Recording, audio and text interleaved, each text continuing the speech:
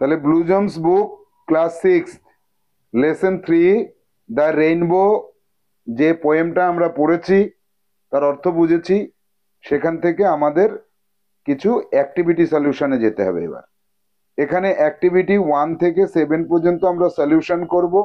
8 আমাদের কাছে writing skill হিসেবে থাকবে। তো পেজ নাম্বার 32 সবাই বের করো। দেখো অ্যাক্টিভিটি 1-এ কি আছে। অ্যাক্টিভিটি 1-এ আছে টিক দ্য কারেক্ট অল্টারনেটিভ। এখানে 3টে করে অল্টারনেটিভ দেওয়া আছে, তার মধ্যে যেটা সঠিক সেটা টিক দিতে বলেছে। এ দাগে আছে the ships sail on the pond lake আর সি। শিপ জাহাজ ভেসে বেড়ায় কিসের উপর দিয়ে?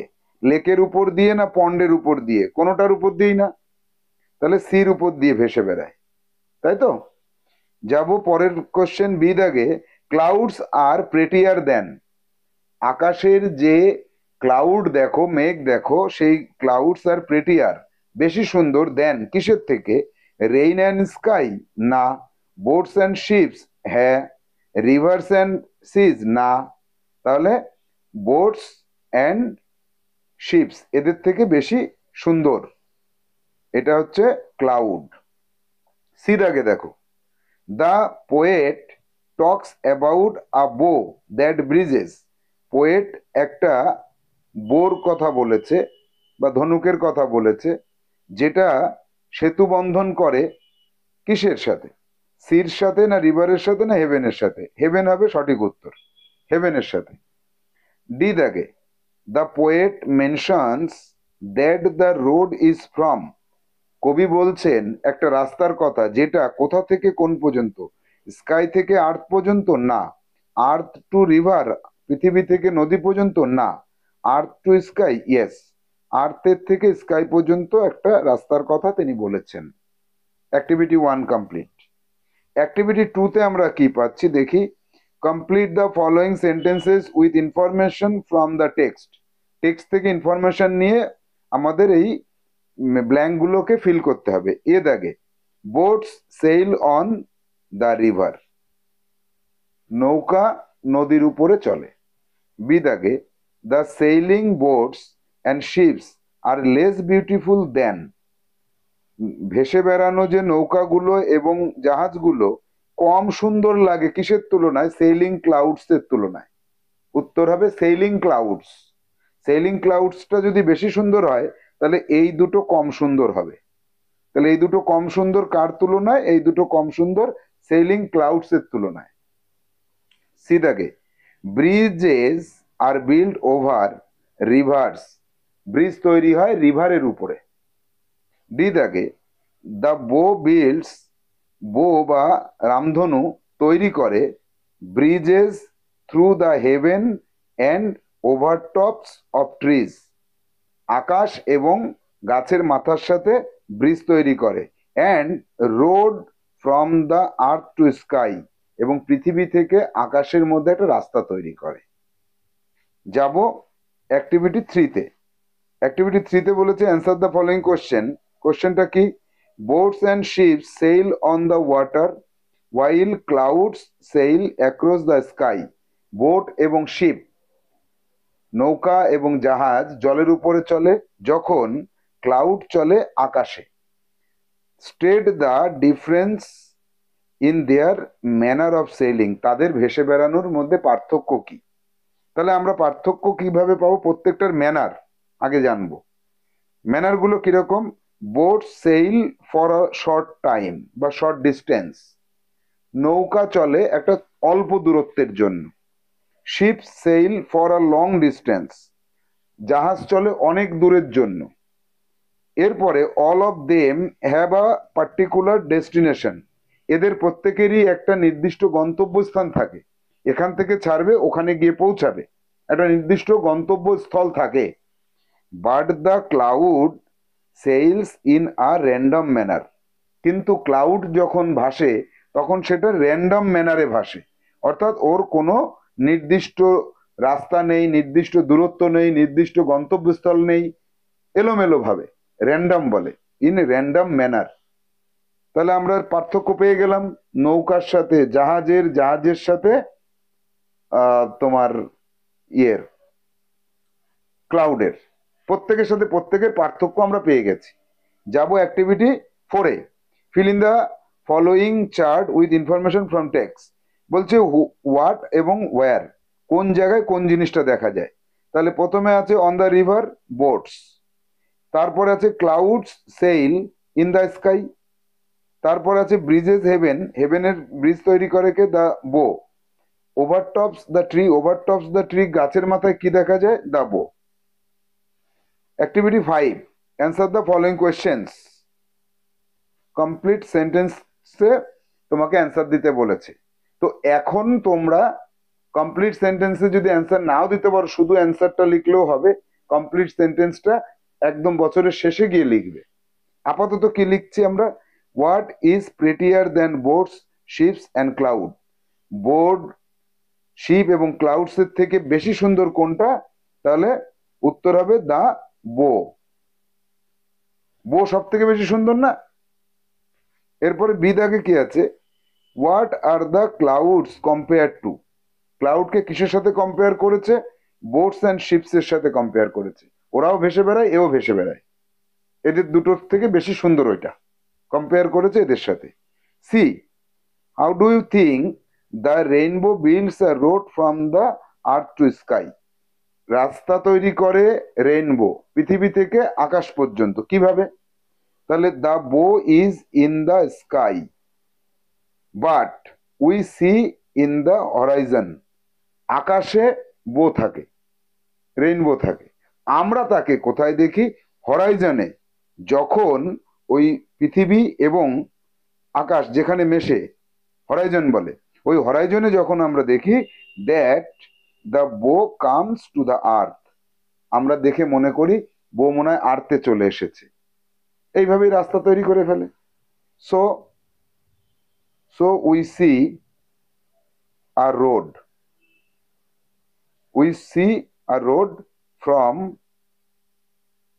The earth to sky. এরপরে ডি দাগে কি আছে দেখি। Which according to the poet, কবির মতামত অনুসারে কোন জিনিসটা is the prettiest of all objects, যা কিছু আছে সব থেকে বেশি সুন্দর, মেনশন ইন দ্য পোয়েম, কবিতায় উল্লেখ করেছেন কবির মত অনুসারে যা কিছু আমরা দেখি সবকিছুর থেকে বেশি সুন্দর কোনটা? দ্য বো। সব থেকে বেশি সুন্দর হচ্ছে বো। এবার যাব রিড দ্য প্যাসেজ, প্যাসেজটা পড়তে বলেছে। বলেছে স্ট্যান্ডিং অন দ্য সি শোর, সমুদ্রের তীরে দাঁড়িয়ে, দ্য ফোর ফ্রেন্ডস, চার বন্ধু, were watching the night sky, তারা রাতের আকাশ দেখছিল, চারটে বন্ধু মিলে। They looked at the stars in wonder, তারা অবাক হয়ে তারাদের দিকে তাকালো। They felt the soothing breeze and heard the waves roaring in the deep sea, তারা সুন্দর যে বাতাস সেটাকে উপভোগ করছিল এবং তারা গভীর সমুদ্রের মধ্যে যে ঢেউগুলোর শব্দ, গর্জন, সেটা শুনছিল। এবার বলেছে pick out the countable noun and uncountable noun. তাহলে যে নাউনগুলোকে গোনা যায় তাদের বলা হয় কাউন্টেবল, যাদের গোনা যায় না তাদের বলা হয় আনকাউন্টেবল নাউন। তাহলে এখানে ফ্রেন্ডস গোনা যায় কাউন্টেবল, স্টার্স গোনা যায় কাউন্টেবল নাউন, ওয়েভ গোনা যায় কাউন্টেবল নাউন, সি গোনা যায় কাউন্টেবল নাউন। একটা সি, দুটো সি, তিনটে সি, অনেকগুলো সি। আর সি, হ্যাঁ, একটা দুটো করে গুনতে পারলেই তাকে কাউন্টেবল ধরি। প্রচুর একসাথে গোনা যায় না, কিন্তু একটা বা দুটো, তিনটে তারা আকাশে দেখা যাচ্ছে, গুনতে পারবো না? গুনতে পারবো। সি শোর, সমুদ্রের যে তীর, ওটা কিন্তু গোনা যায় না, ওটা অনেক দূর পর্যন্ত বিস্তৃত। স্কাই গোনা যায় না, অনেক দূর পর্যন্ত বিস্তৃত। ব্রিজ, বাতাস, গোনা যায় না, অনেকটা একসাথে আমাদের গায়ে এসে লাগে। তাহলে কাউন্টেবল আনকাউন্টেবলের এখানে তোমার HW দিলাম আমি। তুমি জীবনে দেখেছো এরকম 20টা কাউন্টেবল নাউন, আর তুমি জীবনে দেখেছো এরকম 20টা আনকাউন্টেবল নাউন। লিস্ট তৈরি করবে, এই লিস্টটা তোমাকে বানাতে হবে, প্রত্যেকটা নামের পাশে বাংলা মানেটাও লিখে দিতে হবে। এবার যাব অ্যাক্টিভিটি 6 এর বি এখানে আচ্ছা এখানে অ্যাক্টিভিটি কত ছিল, এটা অ্যাক্টিভিটি 6 এর এ ছিল। এবার বিতে আসবো। বলছে circle the collective nouns. Collective noun মানে একসাথে অনেকগুলোকে বোঝায় সেরকম, আর দল বোঝায় যেটা সেটা কালেকটিভ নাউন, এবং আন্ডারলাইন দ্য অ্যাবস্ট্রাক্ট নাউন, যে নাউনটার কোনো মানে একটা ফিলিং অথবা কোনো জড় পদার্থ। তাহলে the fleet move across the ocean, সমুদ্রের উপর দিয়ে নৌবাহিনীর দলগুলো সমুদ্রের উপর দিয়ে বয়ে যাচ্ছে, তারা চলছে মানে পার হয়ে যাচ্ছে। তাহলে ফ্লিট হবে কি, এটা হবে কালেকটিভ নাউন, আর ওশানটা হবে কি, এটা অ্যাবস্ট্রাক্ট নাউন হবে। Honesty is the best policy, honesty এবং পলিসি এই দুটোই কিন্তু হবে কি, এই দুটো হবে abstract noun. The troop came marching on, তাহলে ট্রুপ সেনাবাহিনীর দল, এটা কালেকটিভ নাউন হবে। আর the old man is known for his wisdom, wisdom হবে অ্যাবস্ট্রাক্ট নাউন। ওল্ড ম্যানটাকে তুমি কালেকটিভ নাউন হিসেবে ধরতে পারবে না, একটা মানুষ, সেই জন্য। তাহলে অ্যাক্টিভিটি 6 এর সিতে আমরা কি পাচ্ছি, এখানে আমরা পাচ্ছি যে feel in the blanks with the correct form of the given verb in the bracket, ব্র্যাকেটের মধ্যে যে ভার্বটা দিয়েছে তার সঠিক ফর্মটা। শি সিঙ্গিং আ সং, তাহলে শি ইজ হবে, এখন গাচ্ছে, তাহলে present continuous tense, she is singing a song. My father dash is work last night, do দেওয়া আছে, গত রাতে হলে তাহলে করেছিল, ডিড হয়ে যাবে, did. They to the playground go, তারা মাঠে যায়, গোই থেকে যাবে, they go. The football match is seen by many people, অনেক মানুষের দ্বারা দেখা হয় ফুটবল ম্যাচ, তাহলে ইজ হবে এখানে, একটা হলে ইজ, একের বেশি হলে আর। অ্যাক্টিভিটি 7 এর A, fill in the blanks with appropriate words from the help box, এই হেল্প বক্স থেকে অ্যাপ্রোপ্রিয়েট ওয়ার্ড নিতে বলেছে। এক দাগ।